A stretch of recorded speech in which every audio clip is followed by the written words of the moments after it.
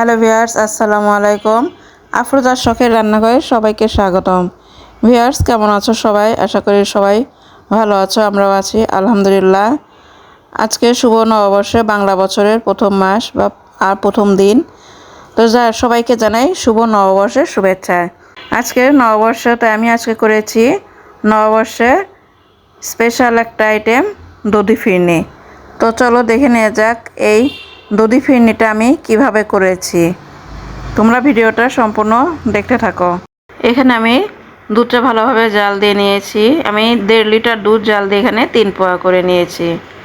তো দুধটা ভালোভাবে জাল দেওয়া হলে এখানে আমি নিয়েছি পোলাওর চাউল, চাষি চিনি গুঁড়ার চাউলটা আমি এখানে নিয়েছি। চাউলটা আমি প্রথমে ধুয়ে ভালোভাবে পানি ঝরিয়ে দেন মিক্সারে আমি ক্র্যাশ করে নিয়েছি। এখন আমি এটা দিয়ে ভালোভাবে নাড়তে থাকবো যাতে করে নিচে লেগে বা দলা পেকে না যায়। চাউলটা সেদ্ধ হয়ে গিয়েছে। এই পর্যায়ে এখানে দিয়ে দিচ্ছি আমি স্বাদ অনুযায়ী চিনিটা দিয়ে আমি অনবরত নাড়তে থাকবো। চাউলটা সেদ্ধ হওয়ার পরেই চিনিটা দিয়েছি বা দিতে হয় যাতে করে চাউলটা সেদ্ধ হয়। আর আগে থেকে মিষ্টি দিলে চাউলটা সেদ্ধ হয় না, তাই সবসময় চিনিটা পরেই দিতে হয়। তো ভিউয়ার্স, কেমন লাগছে তোমাদের দধি ফিরনিটা? অবশ্যই তোমরা লাইক কমেন্ট করে জানাবে, আর বাসায় অবশ্যই এভাবে বানিয়ে খেয়ে দেখবে। ফিরনিটা সুন্দরভাবে হয়ে আসছে।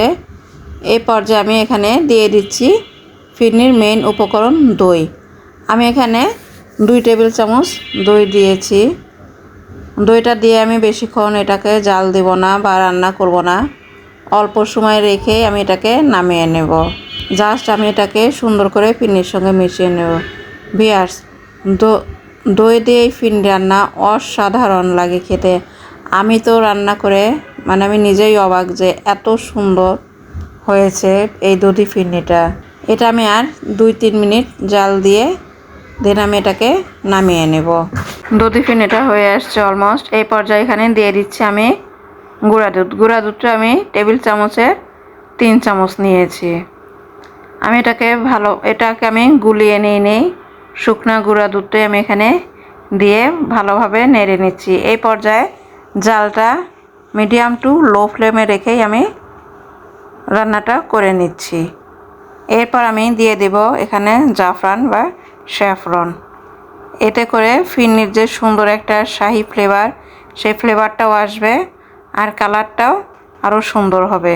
ভিউয়ার্স, আমি মিষ্টিটা টেস্ট করে দেখে এখানে আমি দিয়ে দিলাম টেবিল চামচের আর 2 টেবিল চামচ চিনি।